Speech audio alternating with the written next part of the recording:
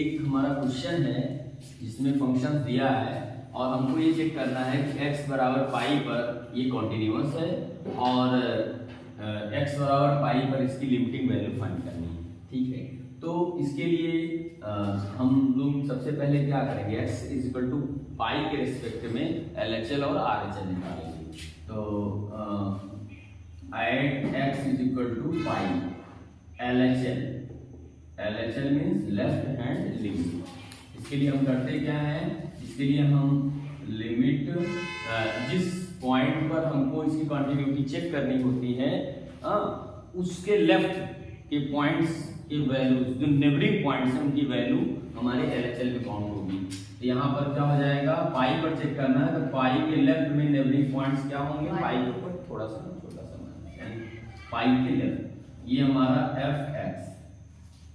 ठीक है, that is equal to limit x tends to pi minus और function हमारा है यहाँ पे 1 plus cos x upon tan square x और दैट इज इक्वल टू, अब हम लोग क्या करेंगे, हम x के प्लेस पर पाई माइनस h रखेंगे और लिमिट h टेंड्स टू 0 करेंगे।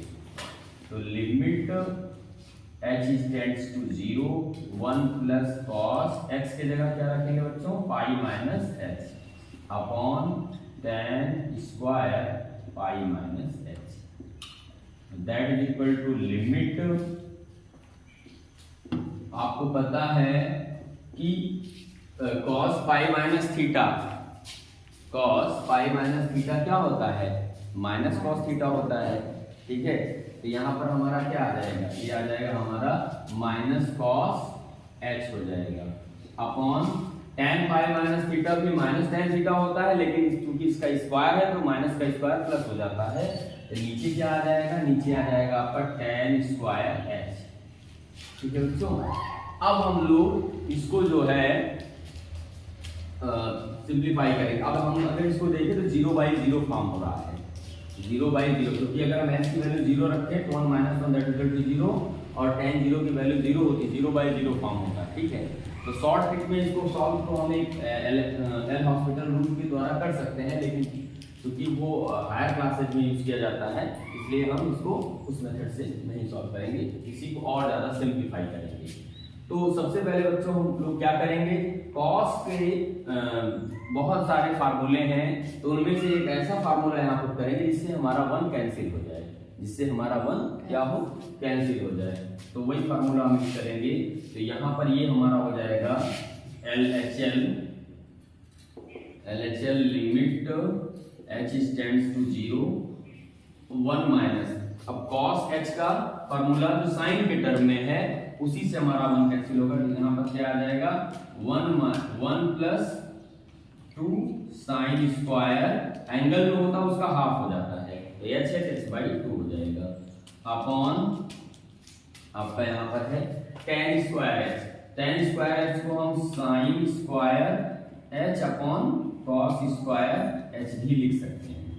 ठीक है बच्चों, और उसके बाद इसको और सिंप्लीफाई करिए तो हमारा हो जाएगा लिमिट h टेंड्स टू 0 और ब्रैकेट अगर हम ओपन करेंगे तो यहाँ पर क्या हो जाएगा, यहाँ पर हमारा हो जाएगा 1 - 1 कैंसिल हो जाएगा, -2 और sine square h/2, sine square h/2 upon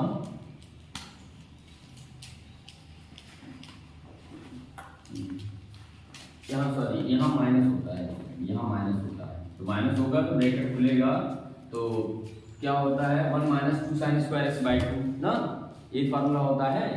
तो यहाँ पे आपका प्लस आ जाएगा और यहाँ पे हो जाएगा हमारा sine square h upon cos square h को हम ऊपर दे रहे हैं, ये हो गया हमारा कॉस स्क्वायर h। ठीक है, अब हम लोग क्या करेंगे, इसको हम साइन थीटा/थीटा फॉर्म बनाएंगे, क्योंकि लिमिट यहाँ पर देखिए h टेंड्स टू 0 है तो यहाँ पर साइन थीटा/थीटा फॉर्म बनाएंगे। इसके लिए जरूरी है क्या करेंगे, हम 2 से डिवाइड करके 2 से मल्टीप्लाई कर देंगे।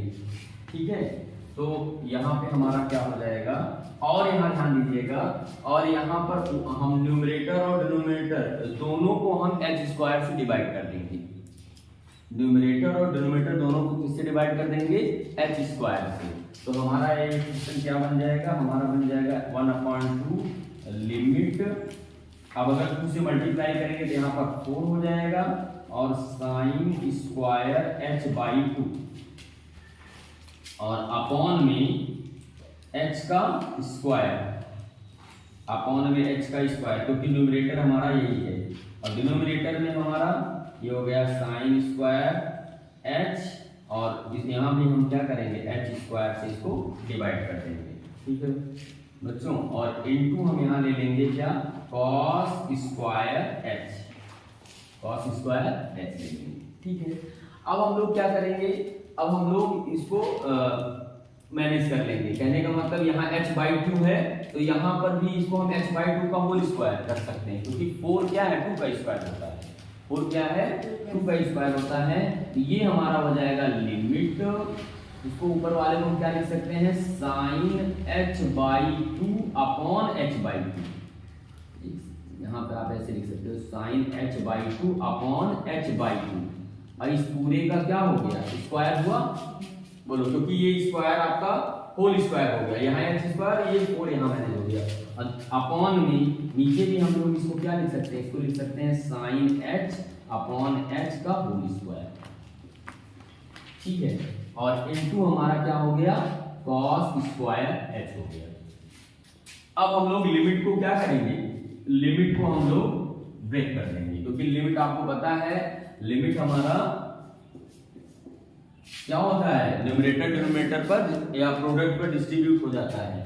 तो ये हमारा अल्टीमेटली हमारा फंक्शन क्या हो जाएगा, ये हमारा हो जाएगा लिमिट h टेंड्स टू 0 और साइन h/2 और होल अपॉन h/2 पूरे का square upon limit h tends to 0 sine h upon h का whole square into limit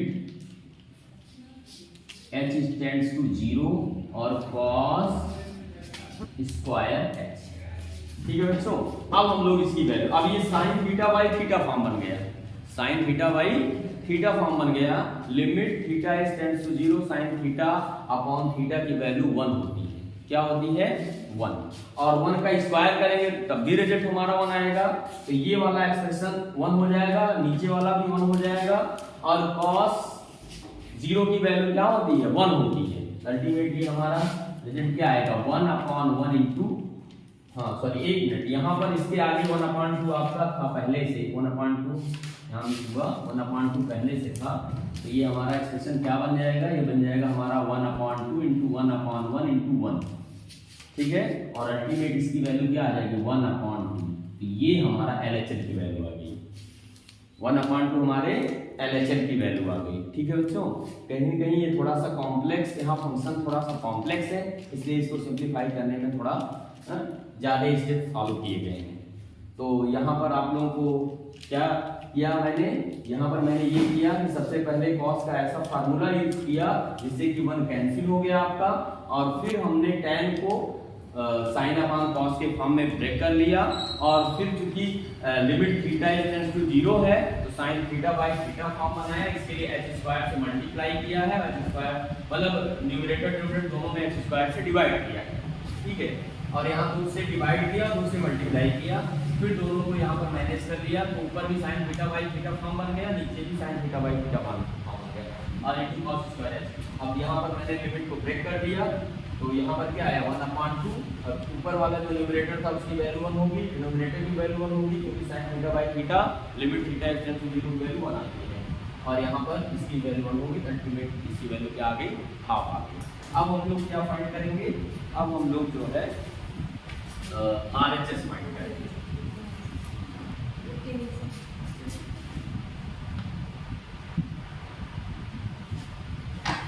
RHS में भी बच्चों हम लोग को यही स्टेप फॉलो करना पड़ेगा। फिलहाल अभी इसी क्वेश्चन को हम एल हॉस्पिटल रूल से भी बता देंगे, क्योंकि उसमें क्या है कि आपको इतने स्टेप फॉलो नहीं करने पड़ेंगे, लेकिन क्योंकि वो हायर क्लास में आंसर किया गया है, इसलिए आप अपने बोर्ड के एग्जाम में उस रूल का यूज नहीं कर सकते। तो अब हम लोग इसको RHL निकालेंगे, sorry right hand limit. Right hand limit हमारी क्या होगी, ये हो जाएगा हमारा limit x tends to pi plus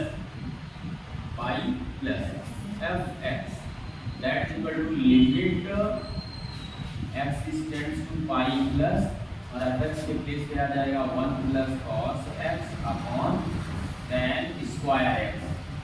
ठीक, और फिर हम यहाँ भी वही करेंगे कि x के प्लेस पर पाई प्लस h रखेंगे और लिमिट h टेंड्स टू 0 करेंगे।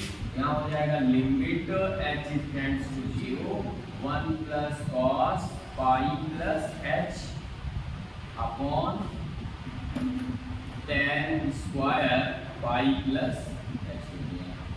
ठीक है, that equal to limit h tends to 0 और आपको pi cos pi plus theta, क्योंकि थर्ड क्वाड्रेंट में जाएगा तो ये भी क्या होता है माइनस cos थीटा।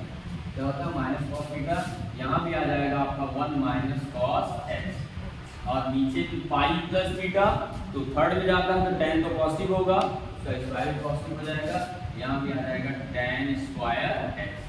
सिमिलर जैसे आपने LHS निकाला वही सेम प्रोसेस अब यहाँ भी फॉलो करना पड़ेगा कि cos x की, क्योंकि फंक्शन वही है, सारी कंडीशन वही है, तो इसको भी अगर हम सिंप्लीफाई करके सॉल्व करेंगे तो इसकी वैल्यू क्या आ जाएगी, हाफ आ जाएगी। इसकी वैल्यू हमारी क्या आ जाएगी, हाफ आ जाएगी, क्योंकि फंक्शन में कोई परिवर्तन नहीं है, फंक्शन में कोई परिवर्तन नहीं है, इसलिए वैल्यू पर कोई असर नहीं पड़ेगा, वहाँ ये भी हाफ आ जाएगा। इस तरह से देखा जाए तो हमारा LHL दैट इक्वल टू क्या हो गया, RHL हो गया और दैट इक्वल टू हमारा हाफ हो गया। ठीक है, और यही वैल्यू हमारी फंक्शन की वैल्यू भी आ गई, लिमिट x टेंड्स टू पाई और यही fx की वैल्यू थी। ठीक है बच्चों, तो इस तरह से हमारा ये क्वेश्चन प्रूव हो गया और गिवन फंक्शन की लिमिटिंग वैल्यू भी हाफ हो गई। तो उम्मीद करते हैं कि क्वेश्चन आपको अच्छे से समझ में आया।